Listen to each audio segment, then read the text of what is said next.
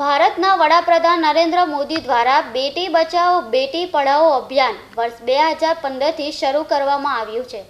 ત્યારે શહેરની 115 વર્ષથી સતત દીકરીઓના ઉત્થાન માટે ચાલતી વનિતા વિશ્રામ શાળામાં નેશનલ ગર્લ્સ ચાઇલ્ડ દિવસની ઉજવણી કરવામાં આવી હતી।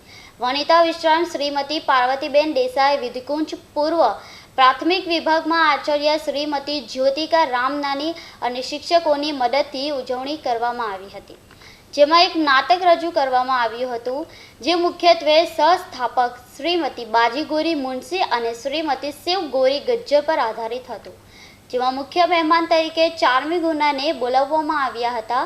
આ કાર્યક્રમમાં બાળકીઓએ ખૂબ મજા માણી હતી। સાથે સાથે બેટી કે તો જીવન હૈ ગીત ગાઈ આ નેશનલ ગર્લ્સ ચાઇલ્ડ દિવસની ઉજવણી કરી હતી।